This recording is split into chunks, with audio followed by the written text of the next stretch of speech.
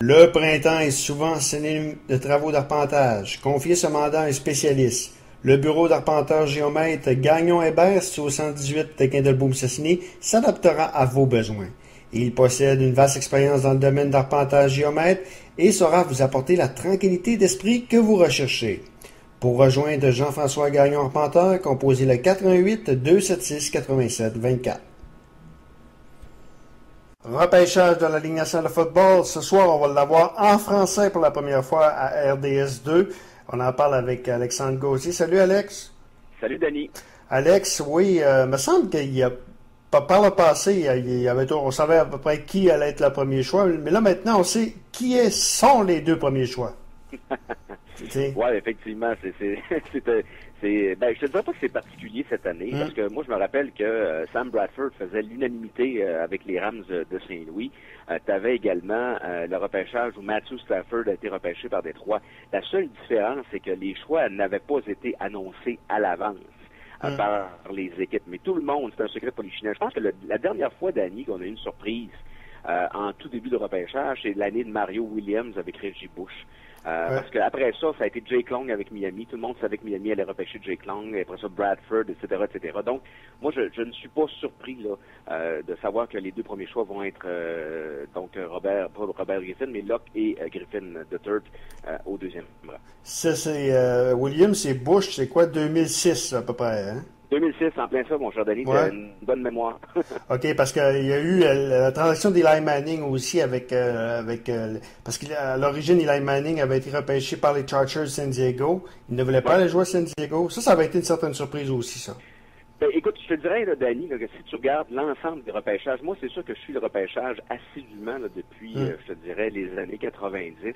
Il y en a eu avant là, des surprises, mais moi, je pense que ce repêchage-là, celui où Eli Manning a, premièrement, refusé de se présenter avec le gilet refusé de mettre le gilet des Chargers sur l'estrade pour ensuite être échangé contre Philip Rivers. Moi, je pense que ce repêchage-là a été le plus intéressant de tout ce que j'ai suivi, là. Oui, OK. Bon, OK. Donc, Andrew Luck, ça fait à peu près, il faut au moins 3 mois qu'on sait qu'il sera le premier choix des Colts d'Indianapolis. Dès qu'on a su que Peyton Manning allait quitter Indianapolis, on savait que c'était Luck le premier choix. C'est pas vraiment une surprise, c'est même pas du tout une surprise. On dit que c'est le meilleur quart à sortir des rangs universitaires américains depuis Peyton Manning. Donc, c'est pour rien dire, là. Mais écoute, moi, je pense qu'il faut en prendre et en laisser avec Andrew Luck, parce que plus je lis sur lui, plus, j'ai regardé aussi quelques vidéos sur lui, parce que dans le fond, Stanford, là, on les voit pas souvent à la télévision, tu es d'accord avec moi. C'est que j'avais pas eu l'occasion de le voir énormément. Et moi, les fois où je l'ai vu, dans les matchs où ça compte, Danny, je n'avais pas été impressionné par la performance d'Andrew Luck.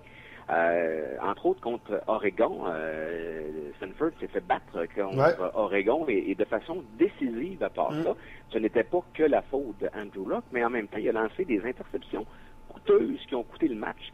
Et je l'ai vu également jouer dans son bowl contre Oklahoma State et un certain Whedon, le corps arrière. Et je dois dire, Danny, j'ai pas été non plus là très impressionné par Andrew Luck. Il faut dire aussi, il y a une chose, c'est que le système préconisé par les Cardinals de Stanford, ben ça favorise, je te dirais, ça minimise les erreurs parce que eux ils jouent ce qu'on appelle du bon vieux smash mouth football. Donc on n'a pas eu l'occasion de voir Andrew Luck faire des passes avec beaucoup de tracés de la Ligue nationale de football. Cela étant dit, il est capable de les faire ces lancers-là. Là, il n'y a aucun doute là-dessus dans mon esprit. Moi, je pense que si tu regardes le prospect le plus safe, si tu me permets l'expression, les Colts d'Indianapolis vont repêcher celui qui a le plus de chances d'être stable pendant une douzaine d'années derrière le centre des Colts. Ça va être Andrew Luck. Cependant, si moi, je repêchais un joueur demain matin, c'est sûr que j'ai pas passé beaucoup de temps à étudier son jeu, mais n'empêche que moi, j'irais avec Robert Griffin III, de par le fait qu'il va être meilleur immédiatement et il va te procurer un élément de spectaculaire qui peut des fois te permettre d'aller chercher des parties. Effectivement. Là, tu n'arrives, les Redskins de Washington qui ont fait une transaction avec les Browns de Cleveland pour repêcher Robert Griffin III. À Washington, ça fait un sacré bout de temps qu'on n'a pas eu un carrière. Je pense que le dernier bon carrière, que je me trompe, c'est Mark Rippon. Oui, je pense que Je pense que t'es pas mal dedans, Danny. Ouais, hein? T'es pas mal dedans. Moi, j'ai pas de souvenirs de corps arrière qui m'ont marqué à Washington depuis ce temps-là. Ripken, il y avait Doug Williams, mais il a été bon pendant une très très courte période, là, Doug Williams. Puis après ça a été une succession de corps arrière tout aussi ordinaires les uns que les autres. Rappelons-nous, Danny, que les Redskins ont essayé, entre autres avec Heath Shuler, de repêcher un corps arrière dans les premières rondes. Heath Shuler avait été repêché par les Seahawks, mais il était arrivé donc avec les Redskins par transaction, mais quand même, on a essayé différentes combinaisons, ça n'a jamais fonctionné pour les Redskins. Moi, je pense, Danny, que les Redskins en ont passé une petite vite aux Browns de Cleveland, qui avaient les meilleurs éléments pour les meilleurs choix repêchage pour passer pour obtenir le choix des Rams. Les Redskins ont bien beau avoir donné 3 choix au repêchage d'une première ronde dans les prochaines années. Moi, je pense que c'est la meilleure transaction qu'ils ont faite parce qu'ils se sont assurés, à moins d'une blessure, on ne sait jamais ce qui peut arriver, Danny, mais ils se sont assurés d'avoir le prochain Michael Vick, puis probablement quelqu'un de meilleur que Michael Vick à sa première année dès ce repêchage-ci avec cette transaction-là. Très, très bonne transaction des Redskins. Et surtout qu'avec Baylor, écoute, Baylor, par les années passées, on n'entendait quasiment pas parler de... Et là, Robert Griffin III, le fait qu'il a gagné le trophée Heisman, et le fait qu'il a conduit Baylor, je pense que c'était un bowl important. Donc ça a augmenté sa valeur. Et là, mais juste, Danny, je veux dire une chose concernant Baylor. Moi, Griffin, là, je l'observe depuis 3 ans. OK? J'avais entendu parler de lui à sa saison recrue. Et moi, des corps arrière qui sont mobiles, ça m'intéresse toujours. Et j'avais regardé un peu de ses parties lors de la première saison. Puis on voyait qu'il y avait du Michael Vick dans le nez. Il a été blessé après ça au genou. Il a été blessé. Il faut pas oublier qu'il s'est tordu un des ligaments du genou et ça lui a fait rater complètement une saison. Et après ça, j'étais bien intrigué de voir comment il allait rebondir. Et il a très bien rebondi. Alors, moi, j'ai très confiance en Robert Griffin. C'est un gars qui a l'air avoir une bonne tête sur ses épaules. Ça a l'air pas un gars, tu sais, comme un Ryan Leaf de ce monde. Parce qu'il y a plusieurs qui font des comparaisons avec Leaf. Mais Leaf, c'est une tête brûlée. Alors que Robert Griffin Jr., c'est un fils de soldat. Il a l'air être très, très bien élevé et une tête sur ses épaules. Ben, Ryan Leaf, soit dit en passant, qui a été arrêté dernièrement pour... lui, ça n'a jamais été vraiment... Lorsqu'on parle des plus grands flops de l'histoire de la NFL, je pense qu'on peut... Oui, mais il faut dire, Danny, excuse-moi de t'interrompre, mais il faut dire que concernant Ryan Leaf, pourquoi ça a été un des flops les plus terribles de la NFL? Parce qu'on avait oublié d'évaluer son caractère comparativement à son talent. Et on a fait la même erreur avec Jamarcus Russell. On a oublié d'évaluer quel est le désir de s'améliorer des corps arrière. Et c'est ça qui est arrivé dans le cas de Ryan Leaf.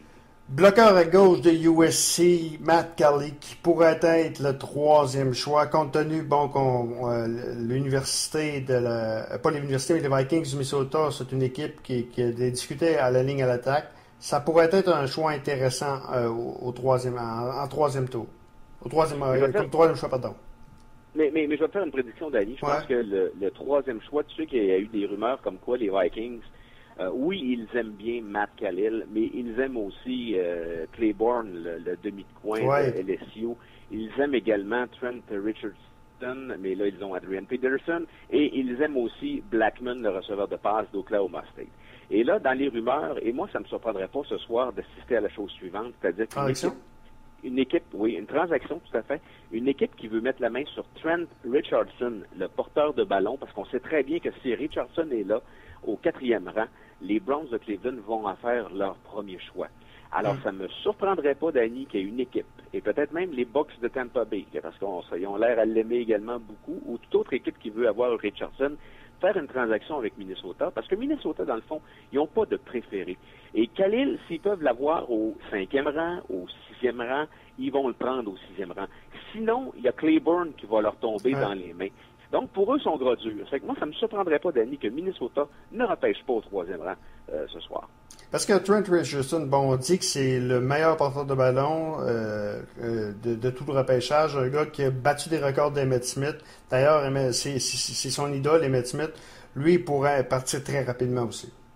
Oui, puis Richardson, il ne faut pas oublier, c'est un porteur de ballon complexe. C'est-à-dire que, il est très rapide, il y a des changements brusques de direction. C'est un gars extrêmement puissant. Et il y a aussi les 2 autres aspects qui, à mon avis, en font un joueur qui mérite d'être dans le top 5. C'est-à-dire que c'est un joueur qui est capable de, on dit pick-up blitz, là, il est capable de voir le blitz arriver et de protéger son corps arrière. Ça, c'est pas tous les porteurs de ballon qui sont capables de faire ça au niveau universitaire. Puis il est capable également de recevoir le ballon. C'est aussi un receveur dangereux, Richardson, parce que quelquefois, on l'a aligné dans la position de slot receiver du côté d'Alabama. Donc, c'est pour ça que Richardson va être choisi aussi aujourd'hui, Danny. Bon, fais-toi plaisir. Maintenant, les Jaguars repêchent au 7e rang. Qu'est-ce qu'il faut s'attendre de ton équipe? Écoute, moi, je pense qu'il faut s'attendre. Les Jaguars sont difficiles à prédire parce que, rappelle-toi, il y a de cela un an, il y a Blaine Gabbert qu'on n'avait jamais pensé qu'il pourrait être à Jacksonville et les Jaguars ont échangé ils se sont montés de quelques rangs pour mettre la main sur Gabbert. Ça, personne n'avait vu ça. L'année avant Gabbert, ils ont repêché Tyson Alualu et moi-même, je me grattais le coco. Dans mon salon, quand j'ai entendu ça, j'ai dit, qu'est-ce qu'ils ont fait là? Ils sont allés vraiment prendre un gars qui aurait pu ramasser au 28e rang et ils l'ont pris au 10e rang. Quelle erreur des Jaguars. Puis jusqu'à maintenant, ça n'a pas été quand même le coup du siècle, on s'entend là-dessus. C'est que moi, je pense que Gene Smith, là, c'est un gars qui est imprévisible. Moi, ce que j'entends et ce que je pense qui va arriver, c'est que les Jaguars, si Blackman, le receveur d'Oklahoma State, leur tombe entre les mains, ils vont rester à leur rang. Moi, je pense que le seul autre gars qui pourrait les inciter à repêcher 7e, ça va être Stephen Gilmore, le demi de coin de South Carolina. Sinon, si ces deux joueurs-là ne sont pas là, je pense que les Jaguars vont tout faire pour avoir une transaction et se reculer de quelques rangs pour aller repêcher soit un Michael Floyd, soit un pass rusher, parce qu'ils ont besoin de quelqu'un qui attaque le corps arrière, donc un Whitney Merciless à Illinois ou quelque chose du genre, ou même un Quinton Copples à la rigueur, s'ils peuvent l'avoir au 20e rang ou au 15e rang, ils seraient capables de le ramasser. Donc je pense que ça va être ça, les Jaguars, imprévisible comme d'habitude, ça, au moins, je peux te garantir que ça va être imprévisible, on ne l'aura pas vu venir. Donc, les Jaguars qui repêchent au 7e rang. Alex, première fois en français, je suis sûr que toi, tu ne le suivras pas en français, sauf que le reportage du repêchage de la NFL s'est beaucoup amélioré au cours des dernières années. Avant, je pense que c'était 20 minutes, et le fait qu'on a réduit à 15 minutes le temps, ça améliore de beaucoup le spectacle télévisuel. Ouais, ils se sont aperçus, hein. C'est comme tous les sports. Ils se sont aperçus la NFL que le repêchage obtenait de grosses cotes d'écoute, même plus que le Pro Bowl. Oui, c'est important. C'est quelque chose. Alors, ce qu'ils ont fait, effectivement, tous les changements ont été faits dans l'optique d'avoir les meilleurs codes d'écoute. Donc, c'est pour ça qu'on a déplacé le repêchage au jeudi, la première ronde, le vendredi, la ronde suivante, etc., etc. Donc, moi, je pense que ce sont des changements extrêmement positifs pour la Ligue nationale de football. Et petit changement cette année, tant qu'à parler de couverture télévisuelle, Danny, j'ai lu à quelque part qu'on allait arrêter de montrer les joueurs qui sont dans le green room, là, la fameuse chambre, l'antichambre à côté du commissaire, où on les voit pleurer avec leur famille, leur maman, leur papa, etc., des grands bébés qui pleurent. Ouais. Ben, ça a l'air qu'on les montrera plus. Les caméras ont pris une entente là, de tous les réseaux de télévision. On montrera plus les joueurs parler au téléphone. Donc, on sait très bien que quand ils parlent au téléphone, 2 minutes plus tard, le commissaire va annoncer leur nom au podium. Donc, on va avoir les noms des repêchés directement de la part du commissaire, semble-t-il, cette année. Est-ce que tous les médias vont respecter cette trêve-là et que ça va nous donner, des moments extraordinaires, là, Danny, parce que c'est le commissaire qui va nous l'annoncer à la place de confirmer un choix qu'on savait déjà. C'est lui qui va nous causer la surprise en l'annonçant. Donc, ça va être très, très intéressant. J'ai bien hâte de voir ça. Un peu comme ça se fait au hockey, parce qu'au hockey, c'est les joueurs sont dans les estrades. Ils sont pas dans l'antichambre comme dans la NFL. Tu as tout à fait raison. Puis moi, je n'ai jamais compris d'ailleurs cette tradition-là du cellulaire, appeler le joueur avant pour lui dire qu'il est confirmé comme joueur. Au contraire, là, moi, j'aurais fait comme la Ligue nationale de hockey. Pour une fois que la NFL pourrait imiter la Ligue nationale de hockey. Mais là, en tout cas, ce soir, j'ai hâte de voir si on évite de montrer ces images-là. Ça va nous donner du suspense, puis ça risque d'être fort intéressant. Mais la question, c'est de savoir, est-ce que ceux qui sont sur Twitter, est-ce que ceux qui sont sur Facebook, est-ce que ceux qui suivent les joueurs vont avoir le scoop avant la télévision? Là, ça pourrait être moins intéressant de ce côté-là. Alex, donc, ce soir, c'est la première ronde. Demain, c'est la ronde 2 et 3. Et samedi, c'est la ronde 4 à 7. Je pense que ce soir, on va voir ça sur RDS 2, TSN 2, NFL Network pour les gens qui l'ont. Demain également, ça va être sur TSN 2 et NFL Network. Et samedi sur NFL Network. Alex, on se parle lundi pour analyser tous les choix de toutes les équipes. On fait plaisir, Dali. Salut. Alexandre Gauthier, le repêchage de la Ligue nationale de football qui commence ce soir à 20h à RDS 2.